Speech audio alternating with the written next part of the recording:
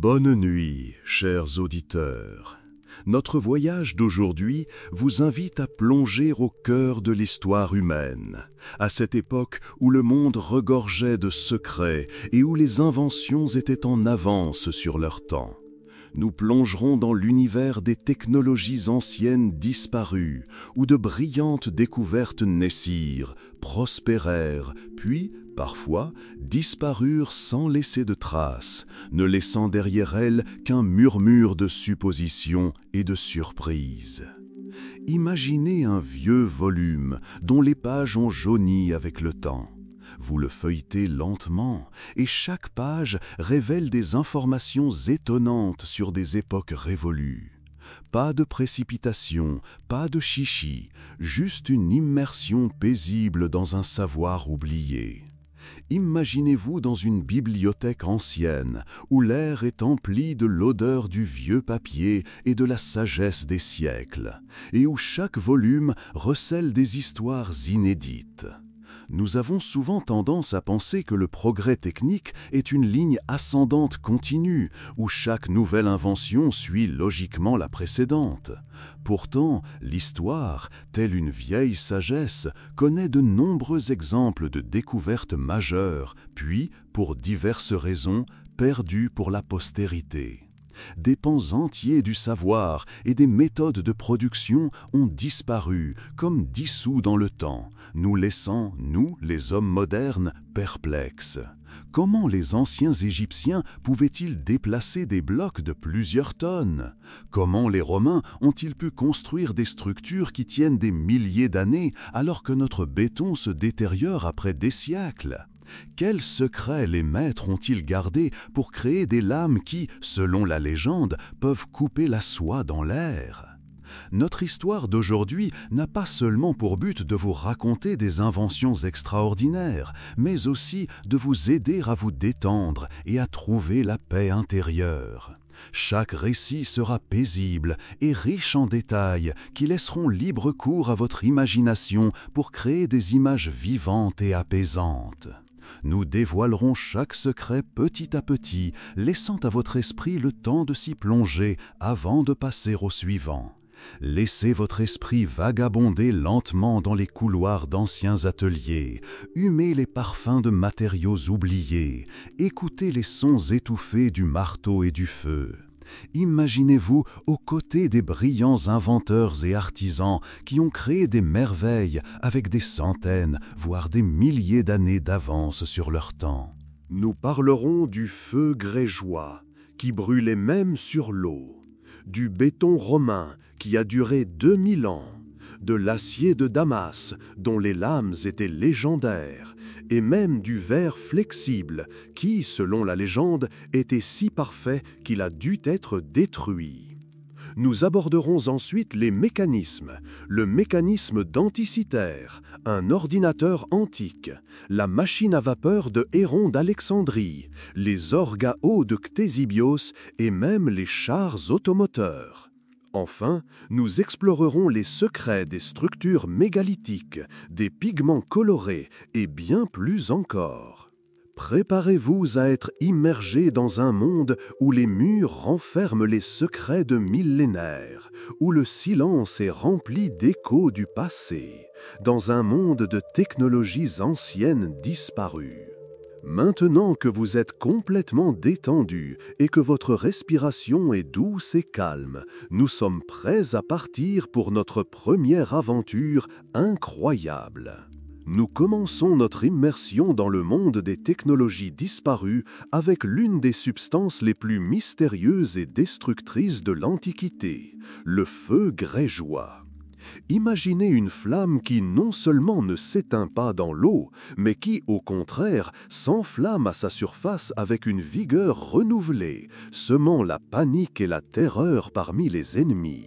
Ce secret fut l'un des piliers de la puissance de l'Empire byzantin, successeur de l'Empire romain d'Orient, qui exista pendant plus de 1000 ans, du IVe au XVe siècle. À cette époque lointaine, alors que Constantinople, aujourd'hui Istanbul, était la plus grande et la plus riche cité d'Europe, l'Empire byzantin était constamment menacé par les flottes arabes cherchant à conquérir cette forteresse imprenable. La défense de la ville reposait en grande partie sur les forces navales, et c'est ici que le feu grégeois joua un rôle décisif.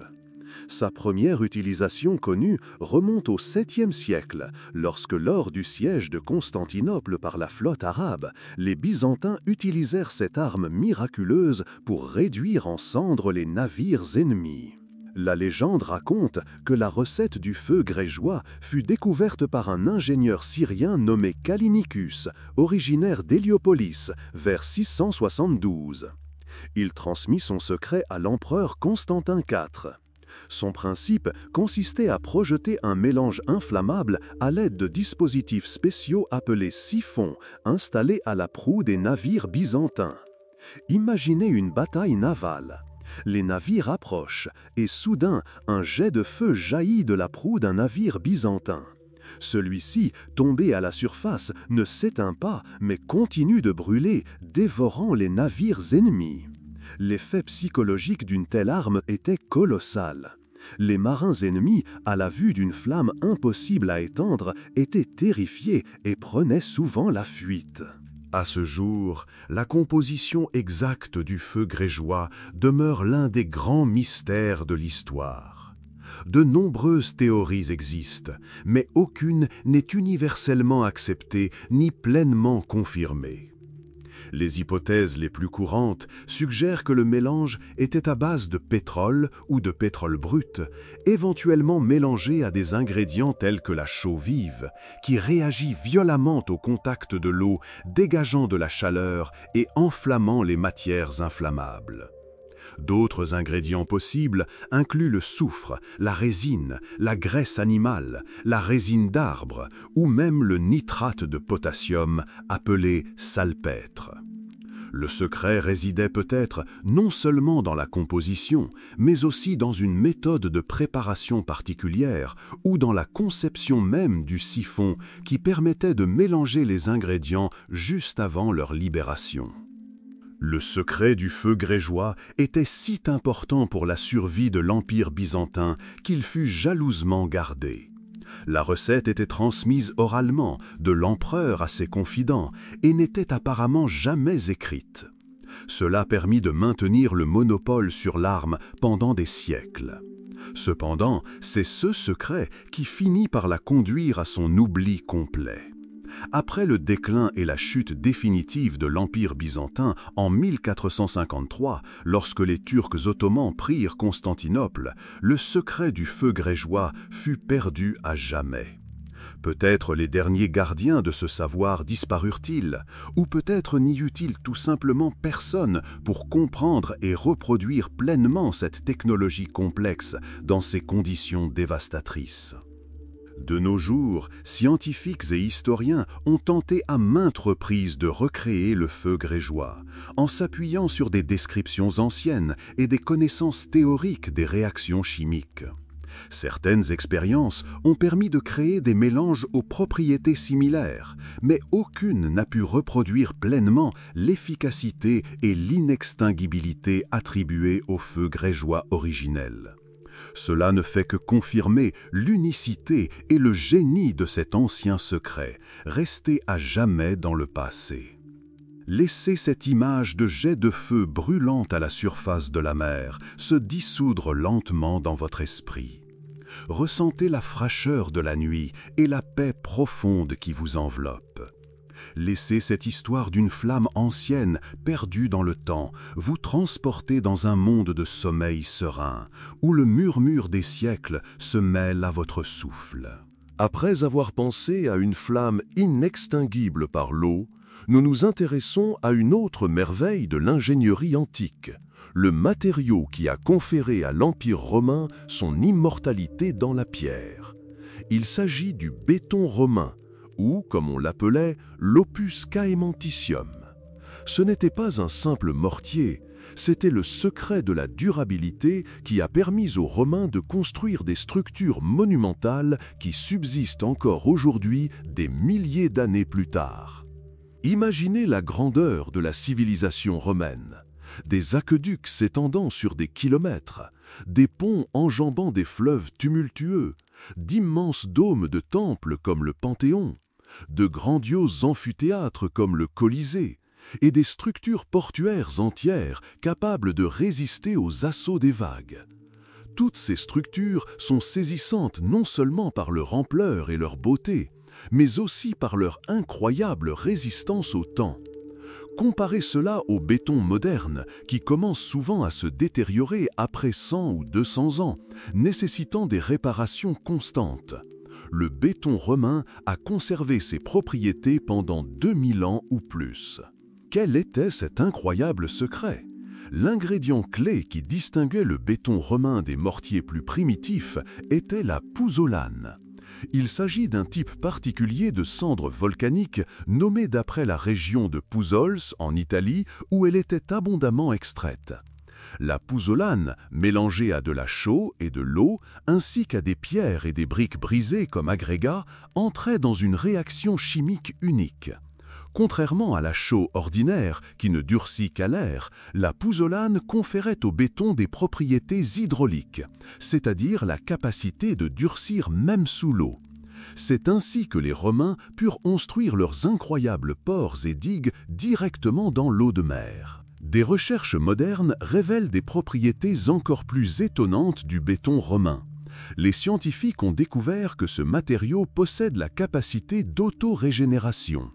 Lorsque des micro-fissures apparaissent, l'eau qui s'infiltre réagit avec certains composants du béton, formant de nouveaux minéraux qui les comblent. Le béton devient ainsi non seulement durable, mais aussi un matériau vivant capable de se régénérer au fil du temps. Imaginez un matériau de construction qui ne fait que gagner en résistance et en résilience au fil du temps, au lieu de se détériorer. Il existe de nombreux exemples d'utilisation du béton romain. Prenons l'exemple du Panthéon de Rome. Son immense dôme, construit au début du IIe siècle, est le plus grand dôme en béton non armé au monde. Il mesure plus de 43 mètres de diamètre et demeure une merveille d'ingénierie. Les ports romains, comme ceux de Césarée et d'Ostie, utilisaient des blocs de béton immergés dans l'eau de mer pour les rendre encore plus résistants. Les aqueducs qui alimentaient les villes romaines en eau étaient également construits avec ce matériau, assurant un approvisionnement continu pendant des siècles. Alors, pourquoi ce brillant secret a-t-il été perdu? Après la chute de l'Empire romain d'Occident au Ve siècle et la période de fragmentation et de guerre qui a suivi, une grande partie de ce savoir a été oubliée. Les constructions à grande échelle ont cessé et le besoin d'un matériau aussi durable a disparu. Les recettes étaient probablement transmises oralement parmi les constructeurs et sans une pratique constante et la capacité d'extraire la pouzzolane, ce savoir a progressivement disparu. Les constructeurs européens n'ont redécouvert les principes du ciment hydraulique qu'au XVIIIe siècle, près de 1500 ans plus tard. Aujourd'hui, face aux défis posés par la vétusté des infrastructures et à la recherche de matériaux plus durables, les ingénieurs modernes se tournent à nouveau vers les méthodes romaines. Ils étudient des échantillons antiques et tentent de déchiffrer leur composition chimique afin de créer une nouvelle génération de béton capable d'égaler la résistance et la durabilité de ses prédécesseurs. Cela nous rappelle la nature cyclique du savoir et les précieux enseignements que l'Antiquité peut nous apporter. Laissez cette image de structure solide et millénaire se dissoudre lentement dans votre esprit. Ressentez la stabilité et la fiabilité de ces structures anciennes qui résistent encore, défiant le temps. Laissez cette histoire du secret perdu de la durabilité vous transporter dans un monde de sommeil profond et paisible, où le murmure des siècles se mêle à votre respiration. Du monde de la pierre incassable, nous sommes transportés vers l'art de créer des lames devenues légendaires, l'acier de Damas. Imaginez une épée dont la lame est si tranchante qu'elle peut couper la soie volante dans les airs, et en même temps incroyablement solide, capable de couper la pierre sans s'émousser ni se briser. Ce n'est pas un mythe, mais une réalité, incarnée par des lames anciennes qui ont été la référence en matière d'artisanat d'armes pendant des siècles. Les légendes de l'acier de Damas ont circulé dans le monde entier, de l'Orient à l'Europe. Sa renommée a commencé à croître au IXe siècle et sa production a prospéré jusqu'au XVIIIe siècle. Bien que le nom acier de Damas soit associé à la ville syrienne de Damas, principal centre commercial de ces lames, les véritables origines de cette technologie remontent à l'Inde où un acier spécial appelé woods était produit. Ce creuset à haute teneur en carbone était ensuite transporté à Damas et dans d'autres centres du Moyen-Orient où des artisans le forgeaient pour en faire ces lames légendaires. Les propriétés uniques de l'acier Damas résidaient dans son incroyable tranchant, sa résistance, sa flexibilité et, surtout, dans le motif ondulé caractéristique qui apparaissait à la surface de la lame, tel des filets d'eau ou des fibres de bois. Ce motif, appelé moiré, était la marque de fabrique de l'acier Damas. Il résultait de la microstructure complexe du métal composée de couches alternées à teneur en carbone variable. Le processus de fabrication était incroyablement complexe et exigeait une habileté et une patience exceptionnelles. Les forgerons prenaient des lingots d'acier Woods qui possédaient déjà une composition chimique unique. Ensuite, le métal était forgé et plié à plusieurs reprises à des températures spécifiques, ce qui permettait une répartition uniforme du carbone et la création d'une structure stratifiée caractéristique. Le traitement thermique, le chauffage et le refroidissement revêtaient une importance particulière, car ils étaient essentiels pour obtenir les propriétés souhaitées. Ces secrets étaient transmis de génération en génération, souvent oralement, chaque maître y ajoutant ses propres nuances. La recherche scientifique moderne, utilisant des puissants microscopes, a permis d'examiner la structure d'anciennes lames de Damas. Des nanotubes et des nanofils de carbone y ont été découverts, disposés selon un motif spécifique. Cette découverte étonnante pourrait expliquer l'incroyable résistance et le tranchant des lames, car les nanostructures confèrent aux matériaux une résistance particulière au niveau moléculaire. Le fait que des artisans anciens aient créé de telles nanostructures intuitivement ou empiriquement sans en avoir la moindre idée est profondément admirable. Alors, pourquoi cette technologie étonnante a-t-elle disparu ? Plusieurs raisons principales s'expliquent. Premièrement, l'épuisement des sources uniques d'acier Woods en Inde, indispensable à la fabrication de la base. Deuxièmement, comme pour le feu grégeois, les secrets de fabrication se transmettaient oralement, et avec l'évolution des conditions sociales, les guerres et le déclin des corporations d'artisans, ce savoir a progressivement disparu. Troisièmement, avec l'avènement des armes à feu au XVIe et XVIIe siècle, la demande d'armes blanches, sans toutefois disparaître, a considérablement évolué, ce qui a peut-être rendu la production d'un acier aussi coûteux et exigeant en main-d'œuvre non rentable. Aujourd'hui, de nombreux forgerons du monde entier tentent de recréer l'acier de Damas. Ils créent de magnifiques damas à motifs en soudant différents aciers, mais ils ne parviennent pas encore à reproduire pleinement toutes les propriétés et la microstructure unique des lames anciennes. Cela ne fait que souligner la profondeur du savoir perdu et la complexité de cette technologie ancestrale. Laissez cette image de lames chatoyantes et ornées, détenant les secrets des siècles, se dissoudre lentement dans votre esprit. Ressentez la fraîcheur de la nuit et la paix profonde qui vous enveloppe. Laissez cette histoire d'artisanat ancestral, perdue dans le temps, vous transporter dans un monde de sommeil serein, où le murmure des siècles se mêle à votre souffle. Du monde des lames incroyablement résistantes, nous sommes transportés vers une autre technologie, peut-être la plus mystérieuse et presque mythique de l'Antiquité. Le verre flexible, connu sous le nom de Vitreum flexile. Cette histoire, trop incroyable pour être vraie, nous est parvenue de sources antiques fiables, comme les œuvres de Pline l'Ancien, grand naturaliste romain du 1er siècle après Jésus. Imaginez un monde où le verre est un matériau fragile qui se brise facilement en milliers de morceaux. Imaginez maintenant un inventeur apporte à l'empereur romain Tibère, qui régna au 1er siècle, une coupe faite d'un matériau ressemblant au verre, mais doté d'une flexibilité étonnante et de propriétés incassables. Selon la légende, l'inventeur aurait jeté la coupe par terre par geste ostentatoire, qui ne s'est pas brisée, mais a été seulement cabossée. Il l'a ensuite redressée sans difficulté, lui rendant sa forme initiale. Cette histoire ressemble à la description d'un polymère moderne, mais elle se déroule il y a près de 2000 ans. De telles propriétés de ce matériau miraculeux auraient pu bouleverser le monde et révolutionner la production de vaisselle, de fenêtres et de bijoux. Il aurait été incroyablement précieux, surpassant même l'or et l'argent en termes d'utilité. Mais au lieu d'être accueilli avec enthousiasme et mis en œuvre, l'inventeur fut exécuté et son secret, s'il existait réellement, fut détruit. Pourquoi l'empereur Tibère a-t-il pris une décision aussi cruelle? Selon Pline, ses motivations étaient purement économiques. L'empereur, en tant que dirigeant pragmatique, était effrayé.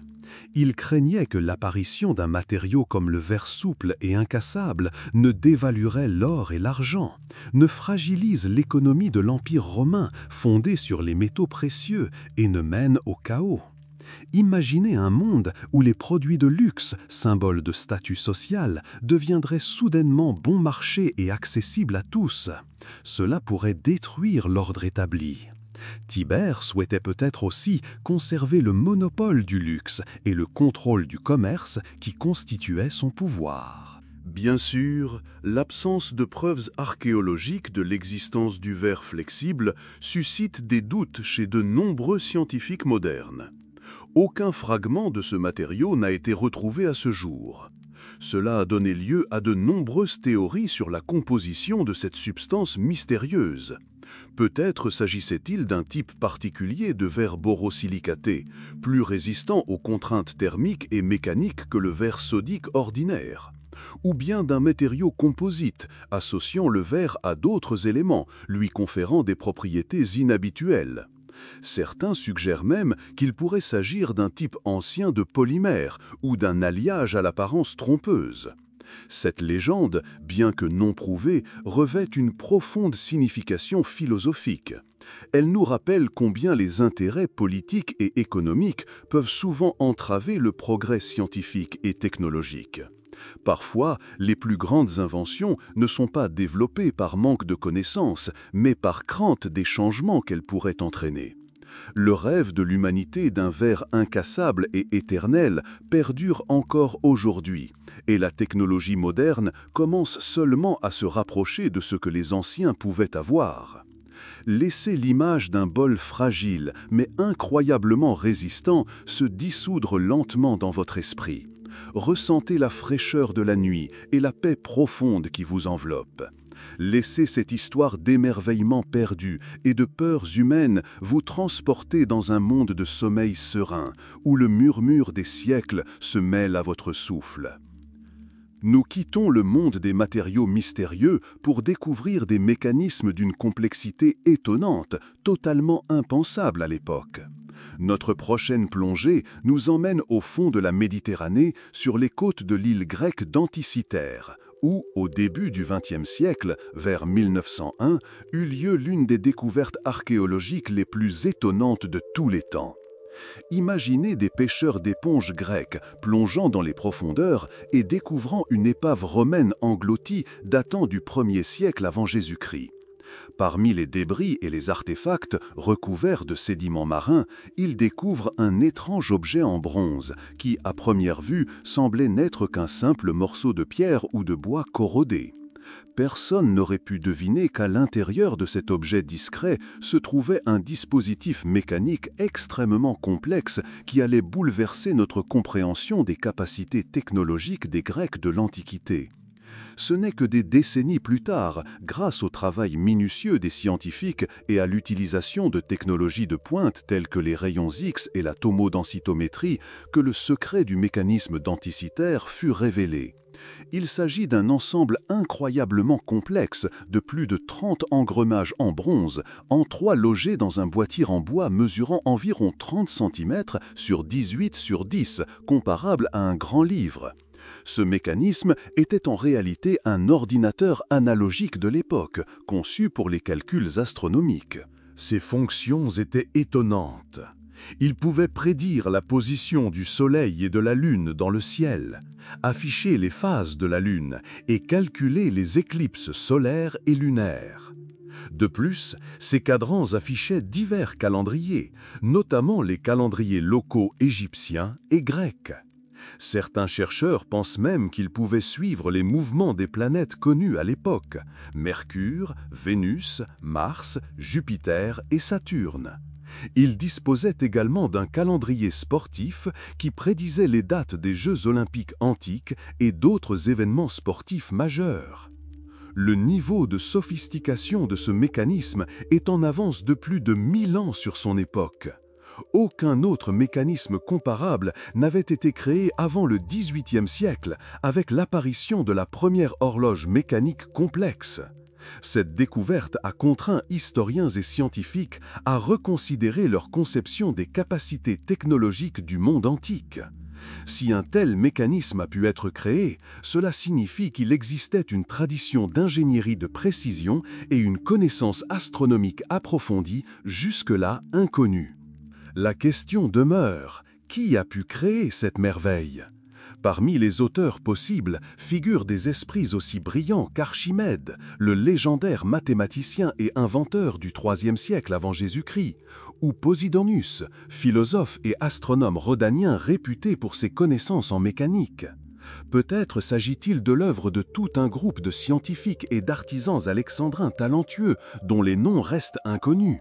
Alors, pourquoi ce mécanisme étonnant, unique et oublié ? Peut-être s'agissait-il d'une pièce unique, d'un prototype ou d'un modèle de démonstration qui n'a jamais été largement utilisé. Peut-être la chute de l'Empire romain a-t-elle entraîné le déclin des sciences et de l'artisanat sophistiqué, et les principes qui sous-tendaient sa création ont-ils été perdus ? Le monde est entré dans une période où ces machines complexes n'étaient plus demandées, ou bien il n'y avait tout simplement pas assez d'artisans pour les reproduire. L'importance du mécanisme denticitaire pour la science moderne est immense. Il nous rappelle avec force que les civilisations antiques étaient capables de réalisations technologiques bien plus sophistiquées qu'on ne le croit. Il remet en question nos hypothèses sur la linéarité du progrès et ouvre de nouveaux horizons pour l'étude des connaissances perdues. Laissez l'image d'un appareil complexe en bronze tournant lentement ses rouages dans les profondeurs du temps se dissoudre dans votre esprit. Ressentez la fraîcheur de la nuit et la paix profonde qui vous enveloppe. Laissez l'histoire d'un ancien ordinateur retrouvé au fond de la mer vous transporter dans un monde de sommeil serein où le murmure des siècles se mêle à votre respiration. Après l'ordinateur mécanique complexe, nous passons à des principes qui auraient pu changer le monde, mais qui restent de simples curiosités. Notre prochaine découverte concerne Héron d'Alexandrie, un grand ingénieur et mathématicien qui vécut au 1er siècle après Jésus-C. Ce scientifique exceptionnel, qui travailla dans le plus grand centre intellectuel de l'Antiquité, Alexandrie en Égypte, fut l'auteur de nombreuses inventions, dont beaucoup étaient en avance de plusieurs milliers d'années sur leur temps. Imaginez une petite sphère suspendue en rotation libre. De cette sphère émergent 2 tubes incurvés pointant dans des directions opposées. Sous la sphère se trouve un chaudron d'eau bouillante. Lorsque l'eau bout, la vapeur monte dans la sphère et s'échappe par les tubes, créant une poussée qui entraîne la sphère en rotation rapide. Ce dispositif, appelé éolipile, n'est rien de moins qu'un prototype de turbine à vapeur. Héron l'a décrit dans son ouvrage « Pneumatique ». L'éolipile ne fut pas la seule invention étonnante de Héron. Il conçut également des portes de temple automatiques qui s'ouvraient à l'aide de vapeur et de contrepoids lorsqu'un feu était allumé sur l'autel. Il créa des mécanismes pour les représentations théâtrales, imitant les mouvements des personnages ou les sons. Parmi ses inventions figurait même un orgue à vent utilisant l'énergie du vent pour produire de la musique, ainsi que divers appareils fonctionnant à l'air comprimé ou à l'eau. Héron fut un pionnier de l'automatisation et ses œuvres témoignent d'une profonde compréhension des lois de la physique. Alors pourquoi une invention aussi révolutionnaire que la machine à vapeur n'a-t-elle pas été développée dans l'Antiquité ? Plusieurs raisons expliquent cela. Premièrement, la production de masse n'était pas économiquement nécessaire. Dans le monde antique, et notamment dans l'Empire romain, le principal moteur de la production était le travail des esclaves. Une main-d'œuvre bon marché et nombreuse rendait la mécanisation inutile ou économiquement non rentable. Il n'y avait aucune incitation à créer des machines complexes susceptibles de remplacer le travail manuel. Deuxièmement, la faible efficacité de l'éolipile en tant qu'appareil pratique. Il s'agissait davantage d'un jouet ou d'une démonstration des principes de la propulsion par réaction et de la vapeur que d'un puissant moteur. Sa conception n'était pas destinée à des tâches importantes, comme l'entraînement de moulins ou de pompes. Peut-être les esprits anciens ne voyaient-ils tout simplement pas comment cette technologie pouvait être transposée à grande échelle pour une utilisation pratique. Il est stupéfiant de penser à cette occasion manquée. Et si les principes de la machine à vapeur avaient été développés? Le monde aurait pu connaître la révolution industrielle 1500 ans plus tôt. L'histoire telle que nous la connaissons aurait pu être complètement différente. Le monde antique possédait toutes les connaissances nécessaires pour créer des machines complexes et comprendre les principes fondamentaux de l'énergie, mais les conditions socio-économiques ne permettaient pas leur mise en œuvre et leur développement à grande échelle. Laissez l'image d'une sphère en rotation lente, libérant de la vapeur, se dissoudre dans votre esprit. Ressentez la fraîcheur de la nuit et la paix profonde qui vous enveloppe. Laissez l'histoire d'une invention ancienne rester inachevée. Vous transportez dans un monde de sommeil serein, où le murmure des siècles se mêle à votre souffle. Du monde des principes de la vapeur inexploités, nous emmène vers un autre génie alexandrin, antérieur de plusieurs siècles à Héron. Il s'agit de Ctésibios d'Alexandrie, qui vécut vers le IIIe siècle avant Jésus-Christ et est considéré comme le père de la pneumatique et de l'hydraulique. Ces inventions, bien que pas toujours destinées à une application pratique au sens moderne du terme, témoignent d'une compréhension étonnante de la mécanique des liquides et des gaz. L'une de ces inventions les plus remarquables fut l'hydralos ou orgue à eau. Imaginez un monde sans pompes électriques ni compresseurs puissants et où les instruments de musique à air comprimé dépendaient généralement d'un pompage manuel. Ctésibios trouva une solution élégante pour créer le flux d'air constant et continu nécessaire à la production du son de l'orgue. Il utilisa de l'eau pour réguler la pression de l'air. Le dispositif consistait en une pompe qui pompait l'air dans une chambre partiellement remplie d'eau. En entrant, l'air déplaçait l'eau et la colonne d'eau, à son tour, créait une pression constante et uniforme sur l'air, l'alimentant ainsi dans les tuyaux de l'orgue. Ainsi, l'hydralos produisait un son doux et puissant, d'une qualité supérieure à celle des autres instruments à vent de l'époque. Cette invention constituait une innovation étonnante pour l'époque. Ctésibios développa des systèmes de valves complexes permettant de rediriger l'air vers différents tuyaux, créant ainsi des sons variés. Il inventa des pompes à piston bien plus efficaces que les soufflets primitifs. Ses travaux anticipèrent de nombreux principes qui fondaient plus tard les systèmes pneumatiques et hydrauliques, ainsi que les instruments de musique. Il ne s'agissait pas seulement de la création d'un jouet, mais d'une compréhension approfondie des lois physiques et de leur application pratique. Il gagnait rapidement en popularité. Largement utilisé dans l'Empire romain, il était un attribut indispensable des spectacles de cirque, des productions théâtrales, des combats de gladiateurs et des fêtes.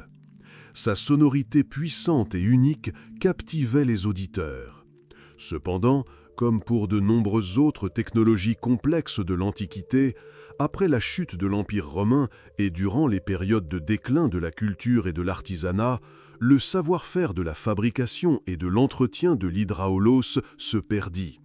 La construction d'instruments aussi complexes exigeait des artisans hautement qualifiés et l'accès à certains matériaux, ce qui devint impossible compte tenu de la fragmentation.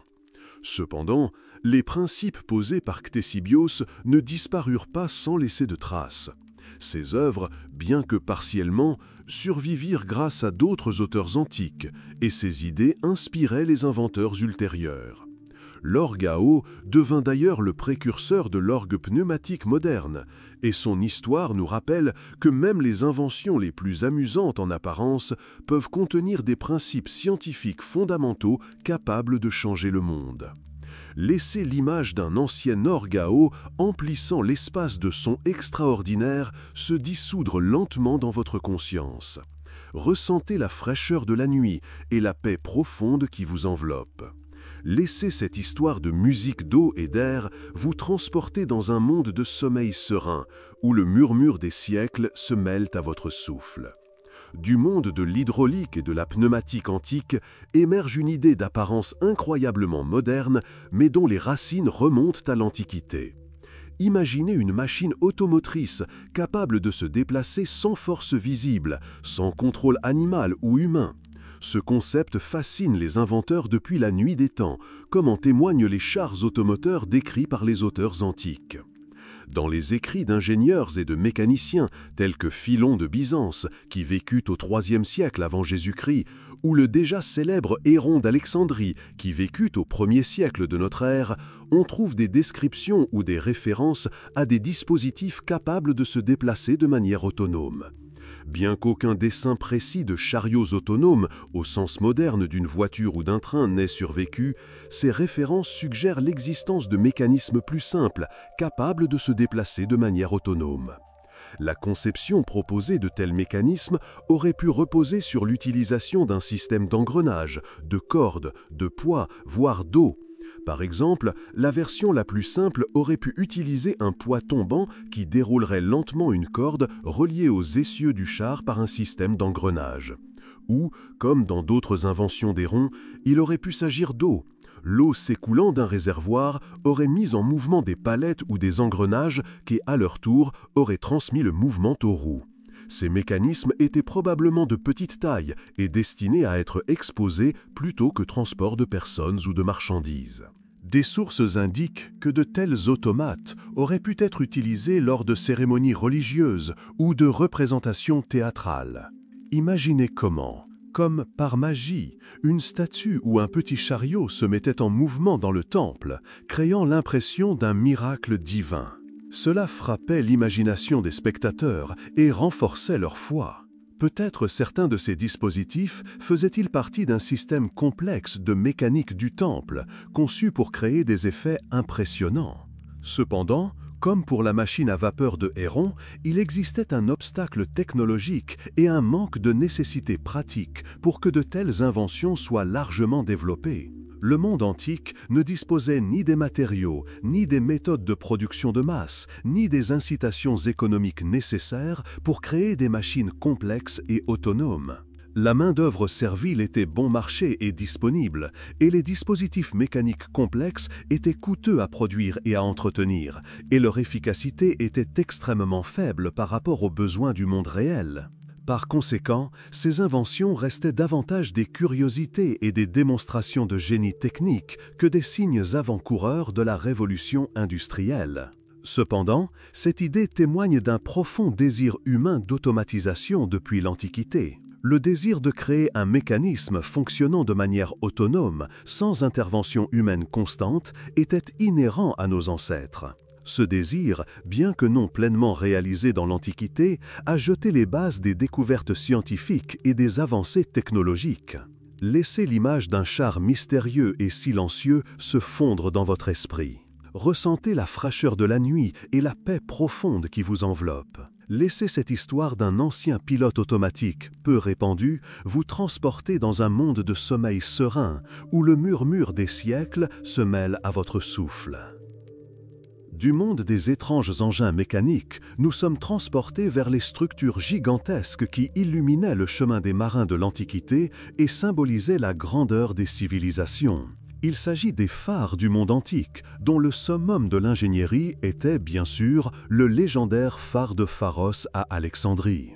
Imaginez un monde où la navigation serait extrêmement dangereuse et où les côtes seraient plongées dans l'obscurité la nuit. Les marins avaient besoin de points de repère fiables pour éviter les naufrages et retrouver leur chemin vers les ports. C'est là que les phares, structures colossales construites à cet effet, sont venus à leur secours. Le plus célèbre d'entre eux était le phare de Pharos, l'une des 7 merveilles du monde antique. Il fut construit sur l'île de Pharos à l'entrée du port d'Alexandrie en Égypte, vers le IIIe siècle avant Jésus-Christ. Sa hauteur, selon diverses estimations, se situait entre 120 et 150 mètres, un chiffre stupéfiant pour l'époque.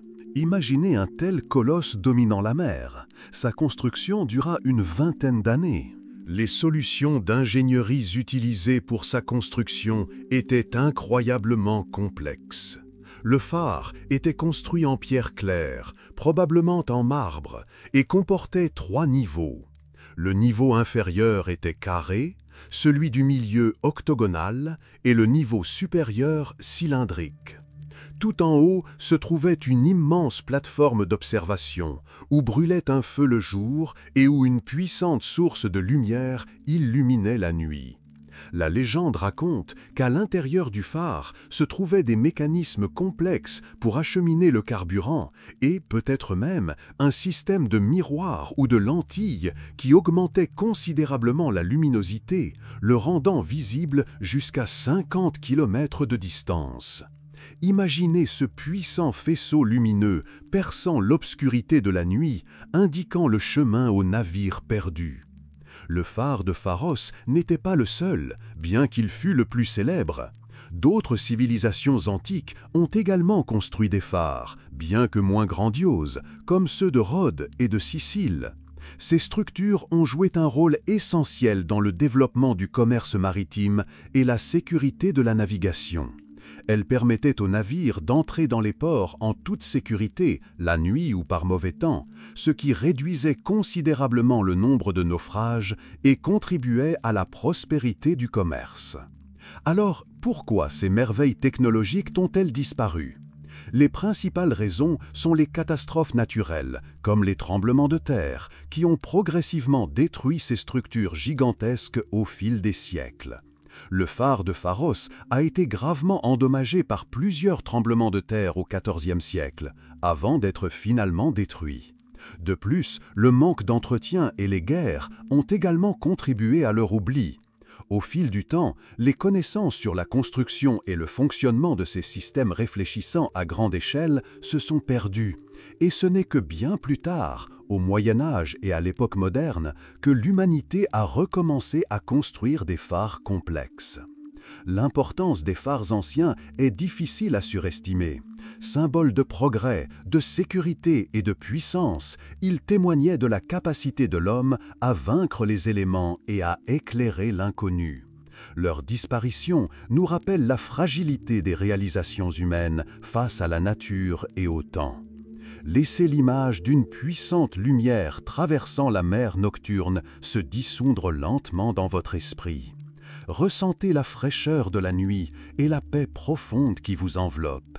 Laissez cette histoire de phares anciens qui éclairaient le chemin et disparurent avec le temps vous transporter dans un monde de sommeil serein où le murmure des siècles se mêle à votre souffle.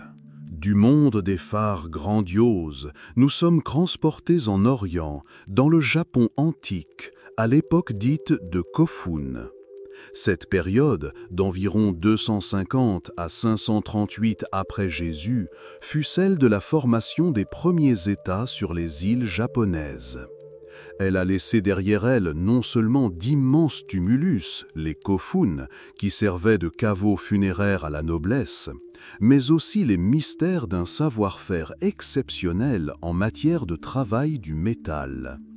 Imaginez un guerrier de cette époque vêtu d'une armure et brandissant une épée. Ces épées et armures, retrouvées dans les tombes kofun, témoignent de l'étonnante qualité du métal. Le métal était si fin et résistant, et les lames si tranchantes, que les chercheurs modernes débattent encore des méthodes qui ont permis aux anciens forgerons japonais d'atteindre une telle perfection. Le secret résidait peut-être dans une technique d'affûtage spéciale, un meulage et un affûtage de précision, ou encore dans des méthodes uniques de durcissement et de traitement de surface. Imaginez un forgeron chauffant et martelant le métal à plusieurs reprises pour obtenir une répartition parfaite du carbone, puis utilisant des liquides ou des méthodes de refroidissement secret pour le tremper, lui conférant une dureté incroyable, tout en préservant sa souplesse.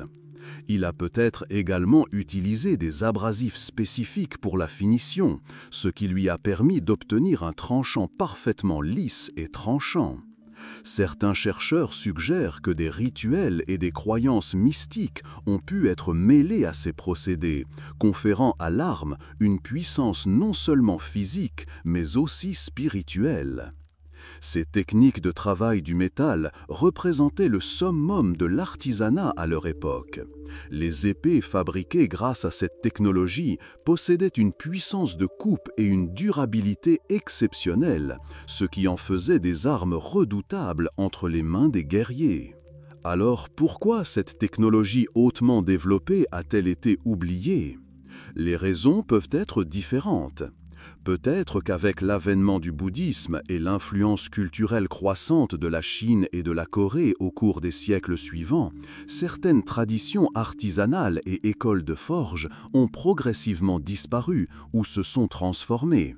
Peut-être la demande en armes et armures a-t-elle évolué, ou peut-être les secrets de fabrication se sont-ils transmis dans des cercles familiaux étroits et ont-ils été perdus à cause des guerres, des maladies ou du manque de successeurs. Les métallurgistes et forgerons modernes, étudiant les artefacts de la période Kofun, tentent de percer le secret des anciens maîtres japonais. Ils analysent la composition chimique du métal et sa microstructure, tentant de reproduire les conditions et les processus ayant conduit à la création d'un matériau aussi étonnant. Cependant, reproduire fidèlement toutes les propriétés des produits anciens reste un défi. Cette histoire nous rappelle combien le savoir peut être fragile lorsqu'il est transmis de génération en génération, et combien il peut facilement disparaître sans une pratique et un apprentissage continu. Dans le silence de la nuit, imaginez les anciennes forges où ces lames légendaires étaient façonnées à la lumière du feu. Laissez l'image d'une lame étincelante et parfaitement aiguisée se fondre lentement dans votre esprit. Ressentez la fraîcheur de la nuit et la paix profonde qui vous enveloppe. Laissez cette histoire d'artisanat japonais ancestral, perdu dans le temps, vous transporter dans un monde de sommeil serein, où le murmure des siècles se mêle à votre souffle.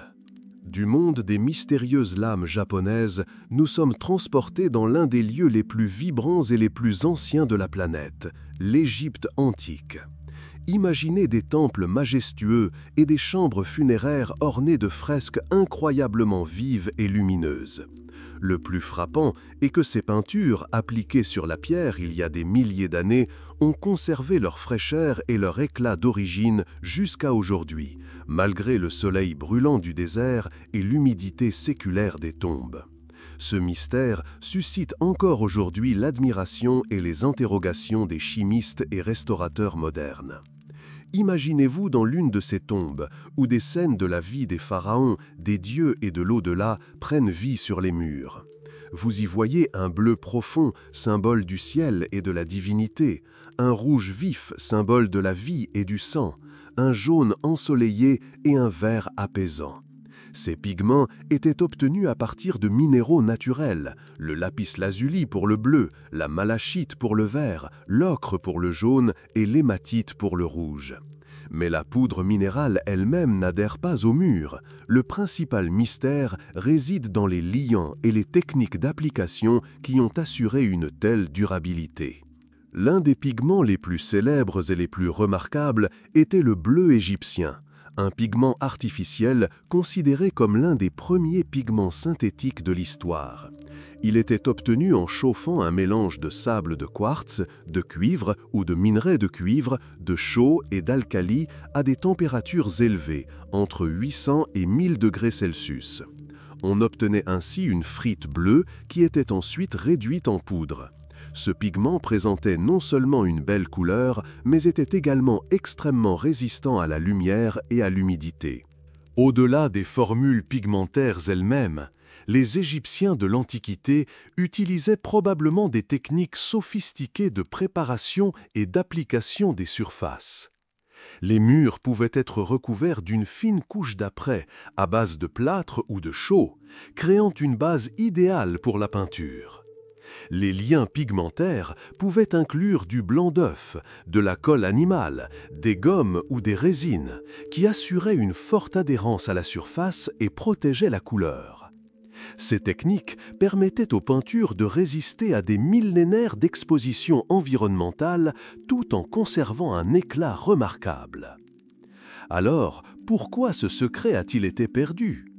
Après le déclin de l'Égypte antique et le changement des époques culturelles et politiques, l'arrivée des Grecs, des Romains, puis d'autres peuples, les traditions et le savoir-faire des artisans égyptiens ont progressivement disparu.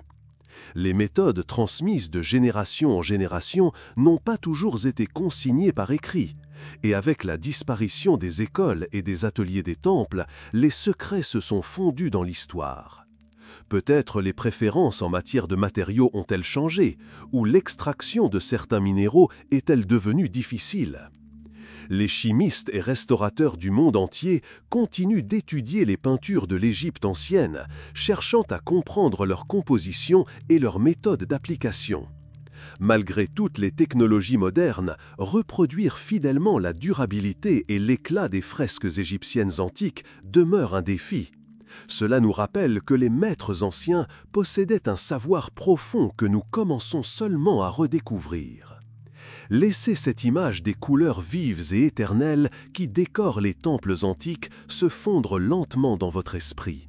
Ressentez la fraîcheur de la nuit et la paix profonde qui vous enveloppe. Laissez cette histoire sur le mystère des pigments anciens perdus dans le temps vous transporter dans un monde de sommeil serein, où le murmure des siècles se mêle à votre souffle. Du monde des pigments anciens exquis, nous sommes transportés vers l'une des catégories de structures antiques les plus impressionnantes et mystérieuses, les dolmens et les structures mégalithiques. Ces gigantesques structures de pierre, disséminées dans le monde entier, de l'Europe à l'Asie, de l'Afrique à l'Amérique, remettent en question notre compréhension des capacités technologiques des peuples anciens. Imaginez Stonehenge en Angleterre, où des pierres massives, certaines pesant jusqu'à 45 tonnes, ont été déplacées sur des dizaines de kilomètres et dressées en un cercle complexe. Ou les alignements de Karnak en France, où des milliers de menhirs s'alignent. Et d'innombrables dolmens, structures constituées de plusieurs pierres dressées, surmontées d'une ou plusieurs dalles horizontales, servaient de chambres funéraires ou rituels.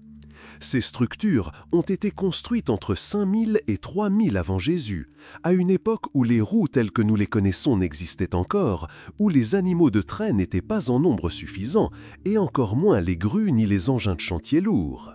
Le principal problème logistique de ces mégalithes réside dans la manière dont les hommes de l'Antiquité, avec des outils rudimentaires, ont pu déplacer et installer ces pierres de plusieurs tonnes sur de vastes distances et les soulever à plusieurs mètres de hauteur.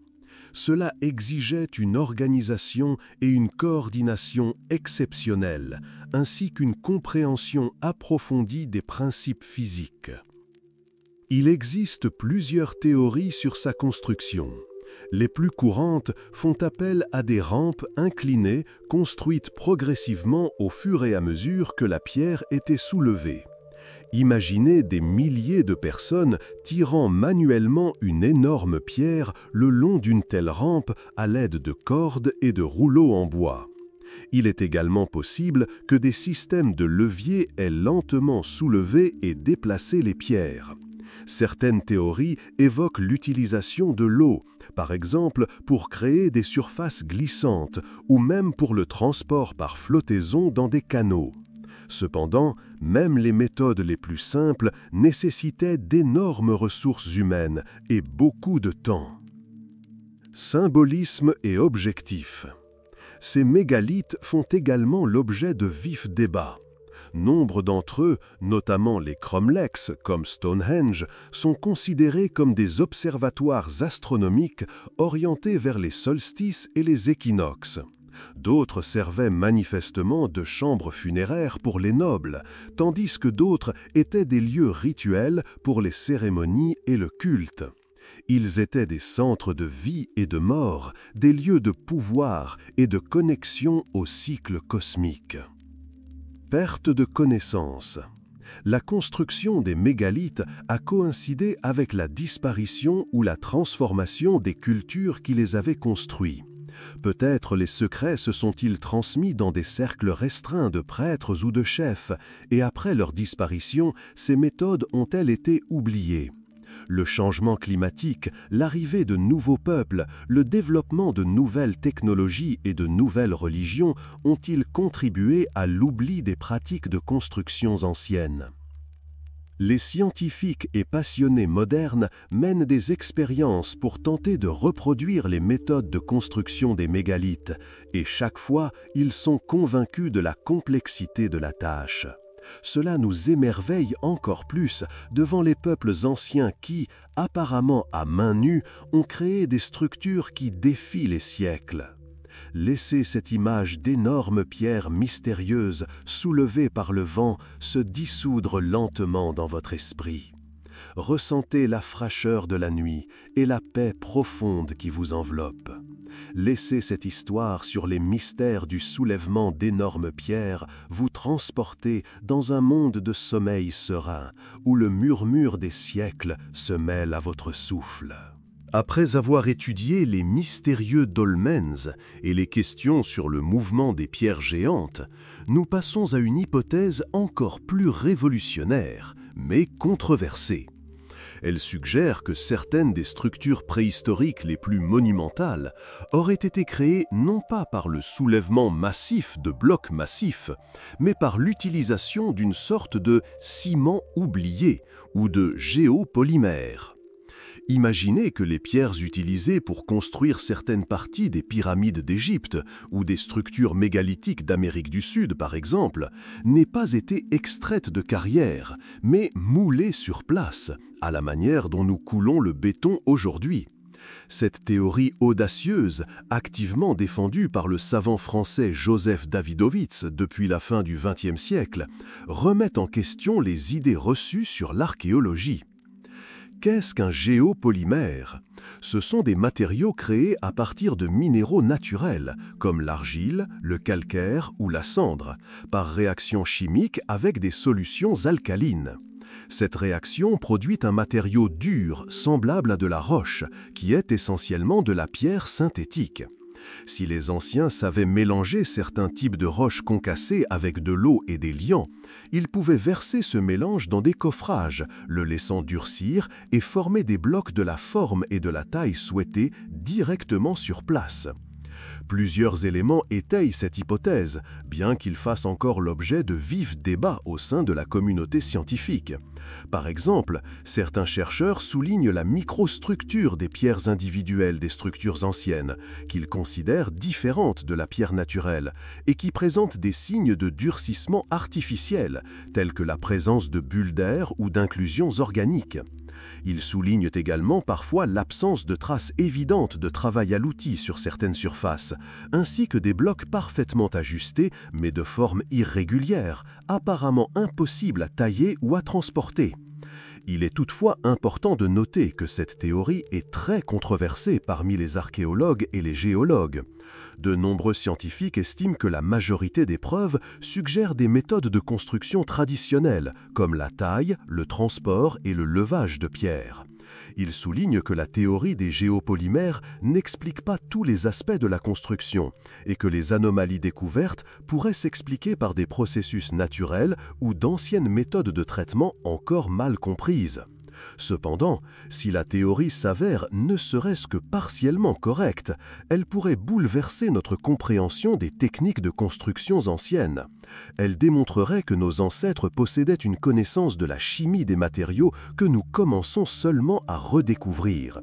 Il s'agirait d'une approche de la construction entièrement différente, permettant de créer des structures monumentales avec moins d'efforts physiques grâce à ce qui s'apparente essentiellement à une forme de moulage de pierre. Laissez cette image d'anciens bâtisseurs, non seulement soulevant, mais aussi coulant leurs pierres géantes, se dissoudre lentement dans votre esprit. Ressentez la fraîcheur de la nuit et la paix profonde qui vous enveloppe.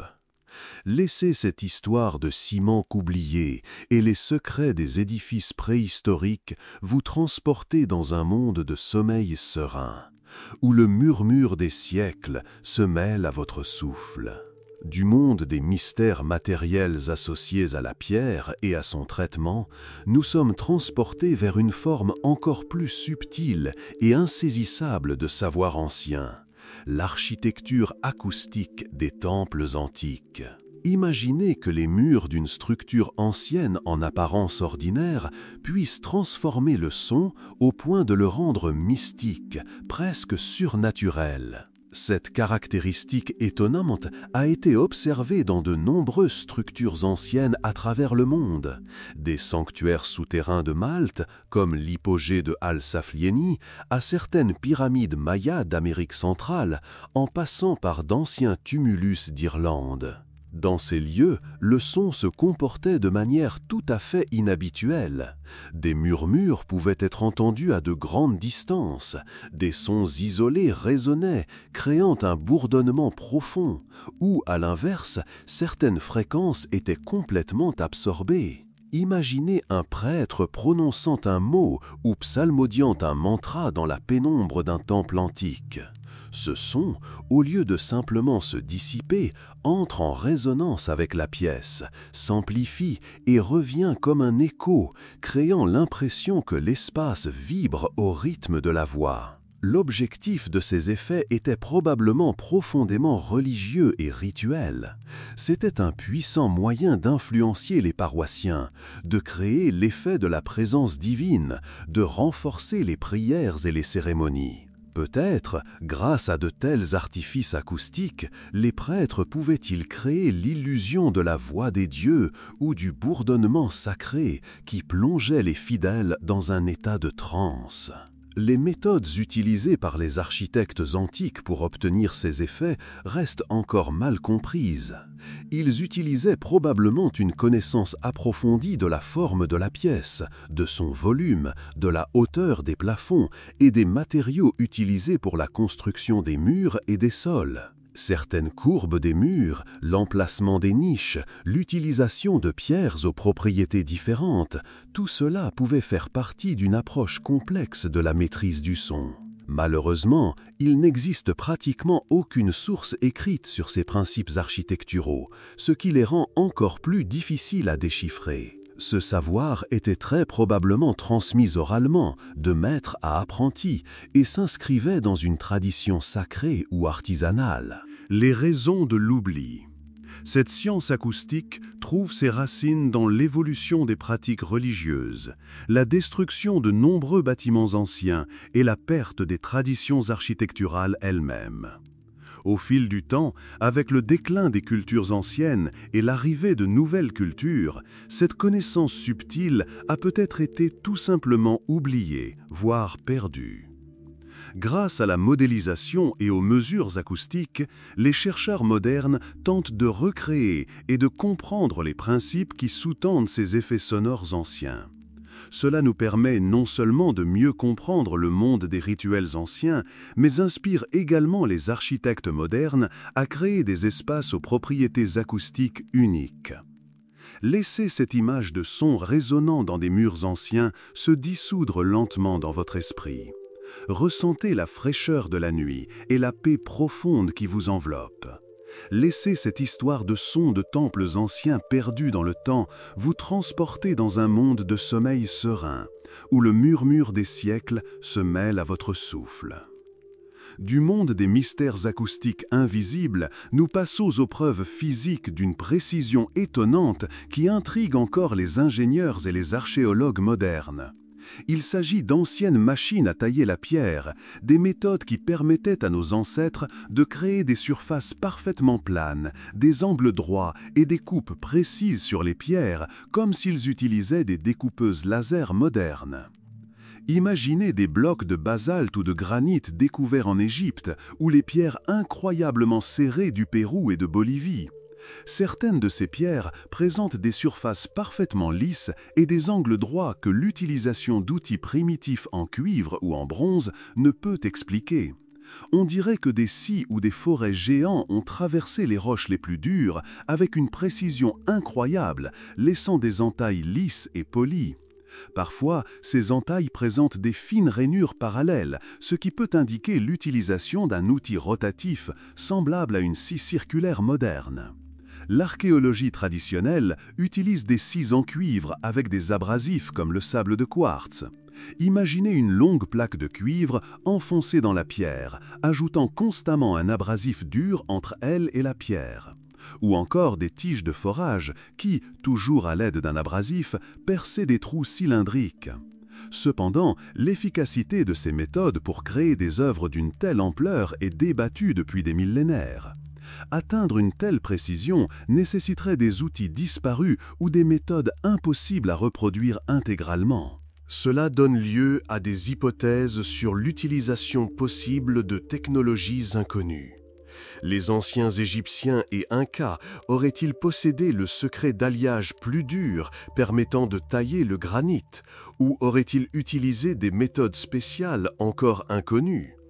Certains évoquent même l'utilisation de méthodes inconnues liées aux ultrasons ou à d'autres formes d'énergie susceptibles d'assouplir la pierre ou de la rendre plus malléable pour son traitement. Bien que ces idées soient souvent considérées comme relevant du domaine de la fantaisie, elles naissent de la précision inexplicable des artefacts anciens.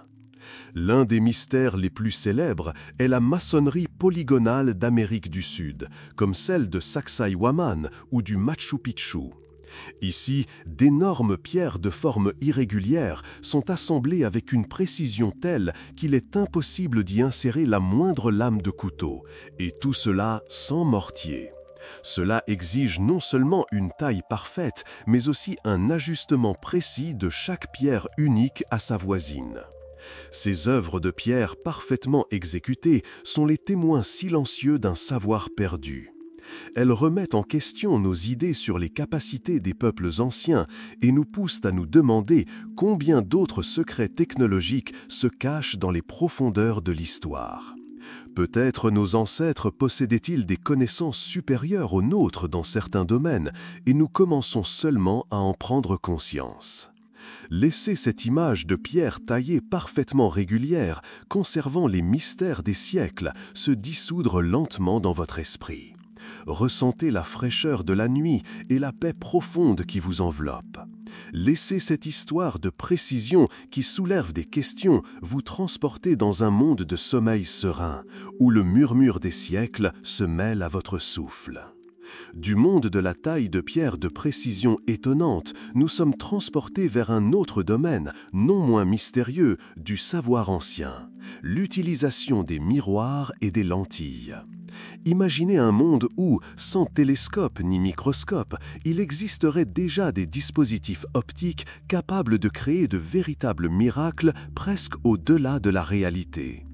L'une des histoires les plus célèbres et peut-être mythiques sur l'optique antique est la légende d'Archimède, grand mathématicien, physicien et ingénieur grec du IIIe siècle avant Jésus-Christ. Selon la légende, lors du siège de sa ville natale de Syracuse par la marine romaine, Archimède aurait créé des miroirs ardents. Il s'agissait, selon une version, d'immenses boucliers polis ou miroirs concaves qui, en concentrant les rayons du soleil, pouvaient enflammer les navires romains à distance. Imaginez la scène, des navires ennemis approchant, puis, sous l'influence d'une force invisible, s'embrasant violemment. Bien que les scientifiques modernes contestent la faisabilité d'un dispositif d'une telle envergure, cette légende témoigne de la croyance en l'existence de puissants instruments optiques. Cependant, des découvertes archéologiques confirment l'existence de lentilles dès l'Antiquité. Par exemple, des lentilles en cristal de roche ou en verre ont été retrouvées dans d'anciennes tombes romaines et ont pu servir à diverses fins. Il s'agissait peut-être de loupes primitives permettant d'agrandir les petits détails, utiles aux bijoutiers ou aux scribes. Elles pouvaient aussi servir à allumer un feu en concentrant les rayons du soleil, bien plus pratique que de frotter des bâtons ensemble. Imaginez pouvoir allumer un feu facilement à tout moment simplement grâce à la lumière du soleil et à un petit morceau de verre poli. Une autre théorie suggère que miroirs et lentilles auraient été utilisés dans les temples antiques pour créer des effets spéciaux. Ils auraient pu servir à éclairer des pièces profondes et sombres, inaccessibles à la lumière du jour, ou à créer des illusions en réfléchissant des images ou de la lumière à certains endroits. Cela faisait peut-être partie de rituels destinés à surprendre et impressionner les fidèles, créant une atmosphère de mystère et d'intervention divine. Alors, pourquoi les technologies de fabrication et de production en série d'instruments optiques de haute qualité ont été perdues pendant des siècles? Plusieurs raisons peuvent expliquer cette perte. Peut-être le savoir-faire était-il hautement spécialisé et transmis à des cercles très restreints d'artisans ou de scientifiques. Avec la chute des grands empires et le déclin de centres scientifiques comme Alexandrie, une grande partie de ce savoir a tout simplement disparu. De plus, la création de lentilles et de miroirs de haute qualité exigeait un haut niveau de compétence dans le traitement des matériaux et une compréhension de l'optique, difficile à maintenir sans une pratique et une demande constante. Les tentatives modernes de recréer les miroirs d'Archimède n'ont pas encore été pleinement couronnées de succès à l'échelle décrite par la légende. Mais la découverte de lentilles anciennes confirme que nos ancêtres possédaient des connaissances en optique bien plus avancées que nous ne le pensons. Ces objets sont de petites fenêtres ouvertes sur l'univers de l'ingénierie et de la fantaisie antique, nous rappelant la quête éternelle de l'homme pour comprendre et maîtriser la lumière.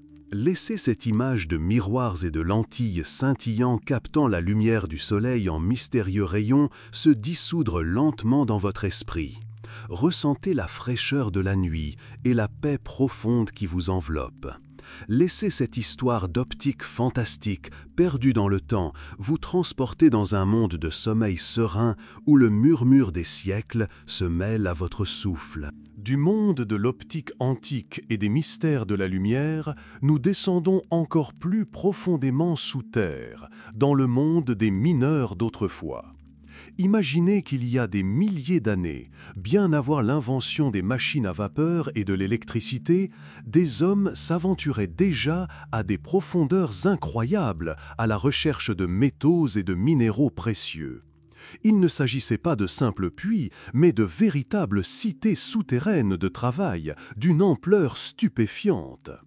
Prenons par exemple les anciennes mines de cuivre d'Intima, dans l'actuelle Jordanie, ou les mines de cuivre et d'or de l'Égypte et de la Nubie antique déjà mentionnées. L'extraction du cuivre, ainsi que d'autres métaux comme l'or, l'argent et l'étain, a débuté au Néolithique et a atteint des proportions considérables aux âges du bronze et du fer. Certaines mines antiques atteignaient des dizaines, voire des centaines de mètres de profondeur. Imaginez les efforts nécessaires pour créer de telles mines, pour lutter contre les effondrements, pour assurer la ventilation et l'éclairage. Méthode d'extraction. Ces techniques étaient certes primitives par rapport aux normes modernes, mais étonnamment efficaces.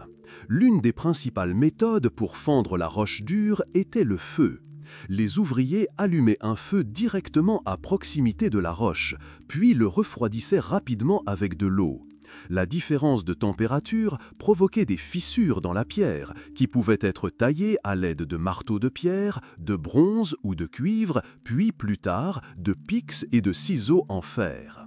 Pour l'éclairage, on utilisait des lampes à huile ou des torches qui ne produisaient qu'une faible lumière, mais permettaient de travailler dans l'obscurité la plus complète. Système de ventilation. Les mines étaient également primitives, mais vitales. Certaines mines présentent des traces de puits verticaux et de passages horizontaux utilisés pour créer un tirage naturel permettant la circulation de l'air. Des soufflets étaient également utilisés pour pomper l'air frais.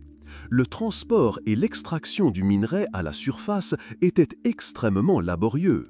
Les ouvriers utilisaient des paniers, des sacs en cuir et peut-être des treuils primitifs, tous tirés à la main. Imaginez une chaîne interminable de personnes transportant des paniers de roches des profondeurs à la surface, dans des conditions poussiéreuses, chaudes et étouffantes.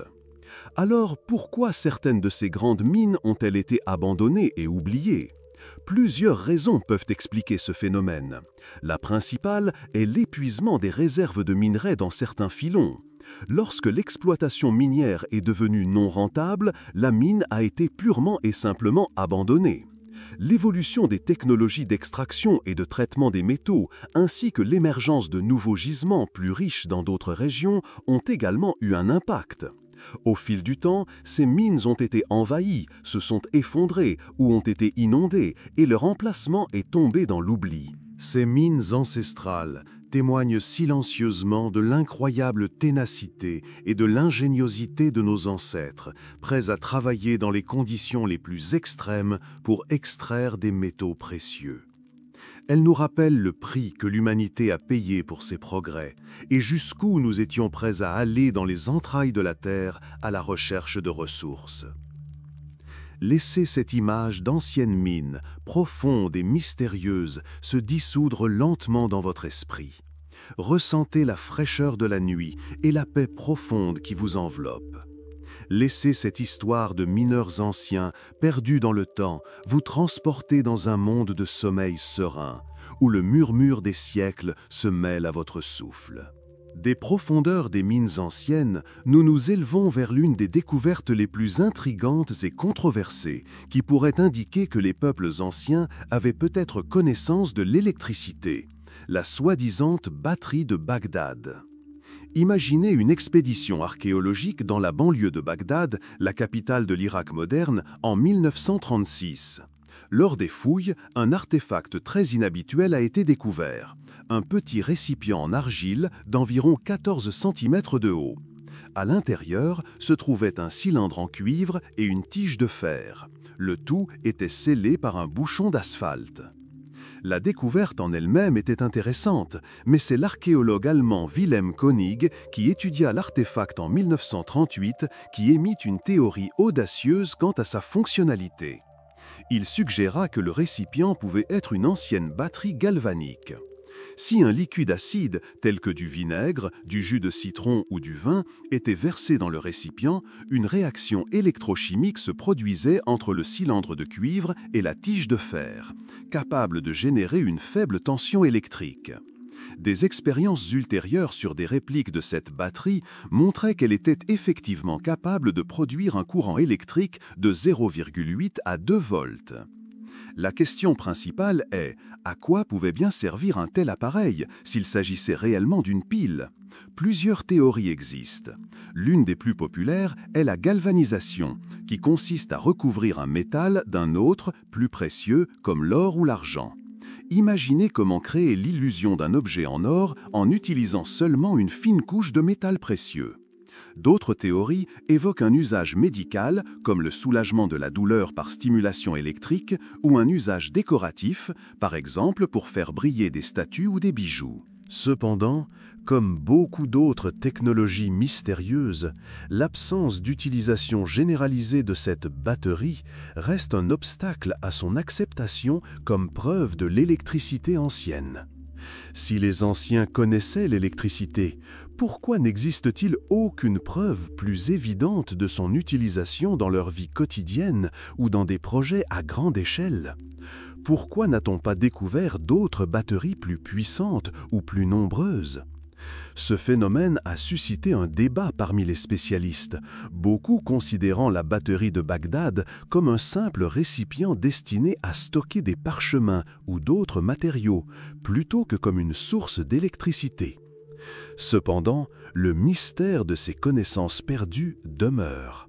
Peut-être s'agissait-il d'une simple expérience jamais développée, ou bien s'agissait-il de connaissances délibérément cachées et utilisées dans des cercles très restreints, par exemple par des prêtres pour accomplir des miracles. L'histoire de la batterie de Bagdad nous fait réfléchir à l'ampleur de notre ignorance des avancées technologiques des civilisations anciennes, et nous fait comprendre que même les hypothèses les plus invraisemblables peuvent avoir un fondement réel. Laissez l'image d'un récipient en argile contenant un possible écho d'électricité ancienne se dissoudre lentement dans votre esprit. Ressentez la fraîcheur de la nuit et la paix profonde qui vous enveloppe. Laissez cette histoire sur les mystères des anciennes batteries perdues dans le temps vous transporter dans un monde de sommeil serein, où le murmure des siècles se mêle à votre souffle. Du monde des possibles découvertes électriques, nous passons aux systèmes d'ingénierie vitaux, mais souvent invisibles, sans lesquels l'existence des grandes villes est impensable. Nous abordons les mystères de l'approvisionnement en eau et des égouts anciens, dont la complexité et l'ampleur dépassent parfois celles de nombreux systèmes modernes. Imaginez une ville antique peuplée de milliers, voire de centaines de milliers d'habitants. Pour maintenir une telle métropole en vie, il aurait fallu des quantités colossales d'eau potable, ainsi qu'un système efficace d'élimination des déchets.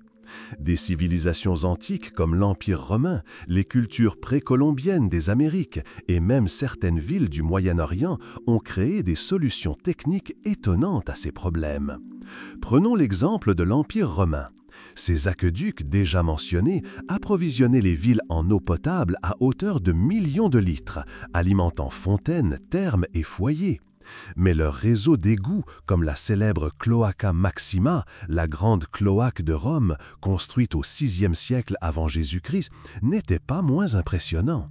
Ce réseau de tunnels et de canaux souterrains collectait les eaux usées de toute la ville et les dérivait vers le Tibre. Imaginez ces immenses tunnels revêtus de pierres ou de briques qui couraient sous les rues de Rome, assuraient l'assainissement et prévenaient les épidémies. Ils étaient si bien construits que certaines parties sont encore utilisées aujourd'hui. D'autres régions du monde disposaient également de systèmes d'approvisionnement en eau sophistiqués. À Mohenjo-Daro, cité harapienne de la vallée de l'Indus, 3e millénaire avant notre ère, chaque maison disposait de sa propre salle de bain et de ses propres toilettes, reliées à un réseau d'égouts complexes passant sous les rues. Certaines cités mayas et aztèques disposaient également de systèmes d'approvisionnement en eau sophistiqués, comprenant des aqueducs, des réservoirs et des canaux. Solution d'ingénierie. L'ingéniosité de ces systèmes était stupéfiante. Utilisation de la gravité pour drainer l'eau, construction de canaux étanches, création de systèmes complexes de bassins de décantation et de filtres pour purifier l'eau. Certaines méthodes permettaient même de collecter l'eau de pluie et de la stocker pour les périodes sèches. Ces systèmes exigeaient des connaissances approfondies en hydraulique, en topographie et en construction. Pourquoi ces connaissances avancées ont-elles été perdues ou détériorées? Avec la chute de l'Empire romain et d'autres grandes civilisations, les autorités centralisées capables d'entretenir et de réparer des systèmes aussi complexes et coûteux ont disparu. Les connaissances nécessaires à la construction et à l'entretien de ces infrastructures gigantesques ont été oubliées ou fragmentées. En Europe, par exemple, après l'effondrement de l'Empire romain, de nombreuses villes ont sombré dans l'insalubrité. Et ce n'est qu'à l'époque moderne, plus de 1000 ans plus tard, que des systèmes d'égouts sophistiqués ont été à nouveau envisagés. Ces artères invisibles des civilisations anciennes sont les témoins silencieux du génie de nos ancêtres, qui comprenaient l'importance de la propreté et de l'hygiène pour la santé et le bien-être de la société. Elles nous rappellent combien les connaissances les plus fondamentales peuvent facilement se perdre sans un transfert constant d'expérience et un soutien infrastructural. Laissez cette image de ruisseaux invisibles, porteurs de vie et de pureté à travers des cités anciennes, se dissoudre lentement dans votre esprit. Ressentez la fraîcheur de la nuit et la paix profonde qui vous enveloppe. Laissez cette histoire d'artères invisibles de civilisations perdues dans le temps vous transporter dans un monde de sommeil serein, où le murmure des siècles se mêle à votre souffle. Notre incroyable voyage à travers le monde des technologies anciennes disparues touche à sa fin. Nous avons traversé les millénaires, abordant les plus grands mystères et les inventions les plus étonnantes jamais imaginées par l'esprit humain. Nous avons vu des flammes qui ne s'éteignent pas dans l'eau, du béton qui dure 2000 ans, des lames qui coupent la soie et des mécanismes qui prédisent le mouvement des étoiles. Nous avons réfléchi à la manière dont les civilisations anciennes, sans équipement moderne, ont créé des merveilles qui nous émerveillent encore aujourd'hui. Des matériaux les plus fondamentaux, comme les métaux et le mortier, aux dispositifs optiques complexes et aux systèmes d'ingénierie cachés, tout cela témoigne de l'incroyable ingéniosité de nos ancêtres. Ces histoires nous rappellent que le progrès n'est pas toujours linéaire. Le savoir peut naître, prospérer, puis, pour diverses raisons, guerre, catastrophes naturelles, évolution des conditions sociales ou simple oubli, disparaître pour être redécouvert des siècles, voire des millénaires plus tard. Nous commençons seulement à réaliser combien d'autres inventions extraordinaires ont peut-être été perdues à jamais, enfouies sous les sables du temps. Le monde des technologies anciennes regorge de mystères non résolus, et nombre d'entre eux attendent encore d'être découverts. Laissez ce voyage au cœur des échos de génies oubliés emplir votre esprit de sérénité et de paix profonde. Laissez-vous inspirer par ces histoires et réalisez que l'esprit humain a toujours cherché à apprendre, à créer et à surmonter l'impossible. Maintenant que vous êtes complètement détendu et que votre respiration est régulière et profonde, laissez ces merveilleuses images se dissoudre lentement dans votre conscience. Vous êtes dans un monde de calme profond, où tous les bruits du monde extérieur s'estompent et où le temps ralentit. Laissez votre esprit sombrer dans un léger sommeil. Laissez vos rêves être profonds et sereins, emplis d'images de merveilles anciennes, de mystères et de secrets éternels. Ouvrez votre esprit aux découvertes étonnantes qui attendent encore leur heure, même lorsque vous vous reposez. Bonne nuit, chers auditeurs, dormez profondément et paisiblement.